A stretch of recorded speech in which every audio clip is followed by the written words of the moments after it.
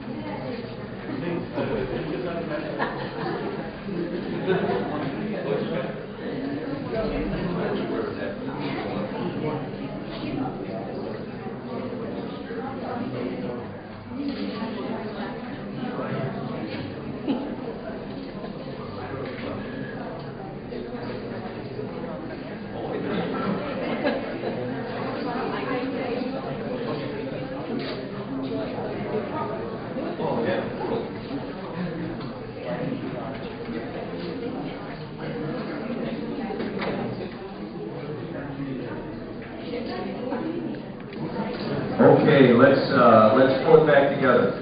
So, let's have examples where it didn't work first. Where was the deeper yearning of the leader and/or those led not adequately tapped at some cost? Who's got an example? Not tapped. Pardon me? Not tapped? Yeah. Where was it not tapped? We got two kind of examples. One was that where in an education institute, sometimes there are a lot of people who yearn to write and research, but it's not adequately tapped because of the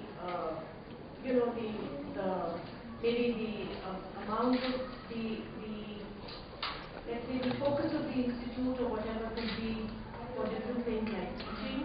So that yearning is not tapped. And the other thing that we follow, when in management or in organizations, industry, where people want to, let's say, create new things, let's say coming up with a new performance appraisal system. They want to come up with newer ways to deal with the deadwood that is there. Yes, yes. And finally, that is not tapped by either the bosses or the leaders or the top management because of the fixed matrix that they have in their... Right, and big corporations didn't know how to do that at all until recently. Give them a hand. This is part of accelerated learning, by the way. If you clap, that's what we call a state change, and it takes you out of just watching us, and it actually gets you back in the room physically. How many of you have heard of intrapreneurship? Okay, a good friend of ours, Gifford Pinchot, started that with 3M. You know those little stickies that you put up, Post-it? That was actually started out of the desire to have employees engage in ways where they could yearn and discover things. And it was actually a mistake. They had a failed glue, but they had opened up the possibilities that caused someone to realize that, hold it, there's a use for this, and they had started a way for people to yearn, to make a difference, and contribute, and that was one of the big breakthroughs in corporate life on that, because big corporations just didn't know how to do it. Let's have another couple examples where it didn't work, please. Well, when we talk about untapped, Yes. the job securities, if you talk for the youngsters, they do have some career expectations. But because of competition, because of corruption, sometimes they don't go for the same career path they're willing to. They have to compromise because they want something to serve themselves the bread and butter, so they compromise with it. You just took us to the next level. Give him a hand. Okay. Loss aversion. Loss aversion is the primary overarching reason that we've lost our ability to yearn and go for things. So that's perfect. Let's have a couple of examples where it's worked, where someone has tapped that yearning. Yeah. I think our biggest tapping of the yearning was our freedom movement, where the tapping of the desire for independence was tapped by Gandhi and created a huge movement taking this internal yearning of the people of having independence. Okay, give her a hand. Gandhi rates as one of the highest transformational leaders in history. He rates as one of the highest transformational leaders in large part because he also did not step into significant power. He had Nehru and others around him who actually he conferred that power on.